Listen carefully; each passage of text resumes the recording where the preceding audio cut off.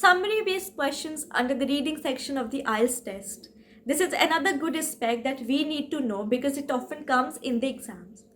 Summary means conclusion of the passage. But what is the trick? The conclusion is incomplete.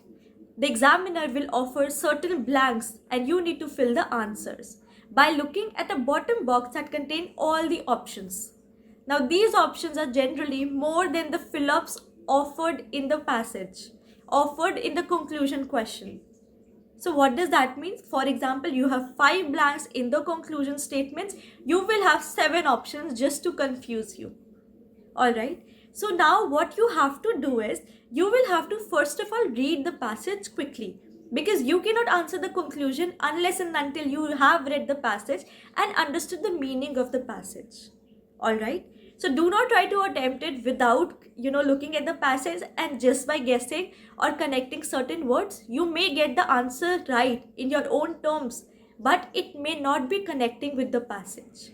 So before I proceed to the details, requesting you to please subscribe to my channel and hit the bell icon so that every new videos you are notified and you do not miss the content for the complete IELTS course module.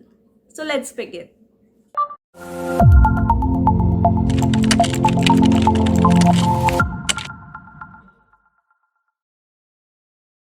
Okay guys, so I hope this much is clear to you. There are certain challenges that will, come across your journey in this type of question, and there are some tricks to deal with them. First and foremost, you have to be very good at vocabulary. I will say here definitely you have to be good at the vocabulary, because at times I have told you guys that vocabulary is okay, you should be reasonable, but this is where you need to have a good command over the vocabulary. Why? Because see, conclusion is not simple direct lines of the passage. It is a paraphrase statement. Paraphrase statement means the meaning is same but the wordings differ. Hence, the words that are offered in the box and you need to fill up will not be exactly the same that are written in the passage.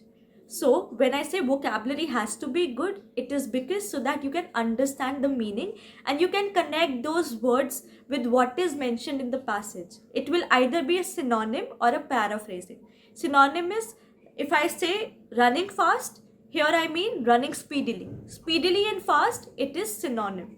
Alright, so this is something very basic which you should know so that you can differ the meaning, you can understand the meaning from the passage. That's one. Second, do limit yourself to the instructions, which means sometimes it will give on the top, write no more than 2 words, write just 1 word, and in your option box you will be given 3 words, 4 words. So this is a filtering process. Just by looking at the instruction, you will be able to filter some options and you will be left with a few of them. So that's another way to, make your life easy. If somewhere you get stuck, somebody will say that, let me just go off. I do not know the answer. Do not run away. There is no negative marking. Hence, whatever guess you are able to make in a very, thought over manner, do that. And then move on to the next question. Do not get stuck because here you are, wasting a lot of time as well.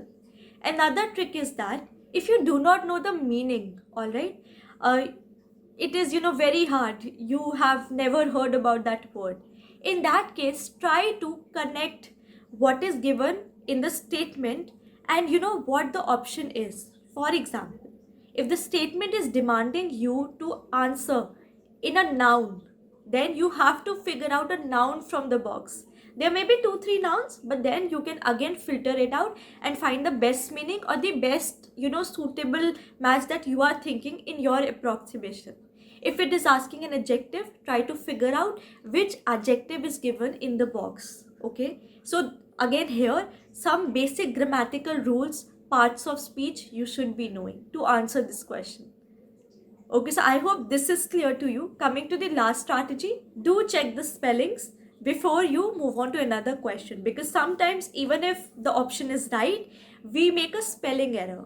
So here the marking is, you get a negative mark for that. Your marks are deducted. So do not do that. So these were like the 5 steps. Now let me take you to the step-by-step process, how we attempt it. So we have talked about what is this question, What are the tricks? Now I will be mentioning the one-to-one approach, step-by-step approach. If I am now in place of you and I am giving my exam, the first and foremost thing I will do is I will skim across the conclusion statement. Skimming means just quickly go through the conclusion statements. Okay, even if you go to like first 2 3, that's enough. Why I do this? Because I get to know where exactly these statements are located in the passage. Now I will read the passage in a little fast manner. So what is my intention? My intention is to figure out the statement that I have read in the conclusion, where exactly those statements are located in the complete passage, because you will have 4 to 5 paragraphs in that passage or even more. Hence it is hard to locate. Okay, so try to figure out where it exactly it lies.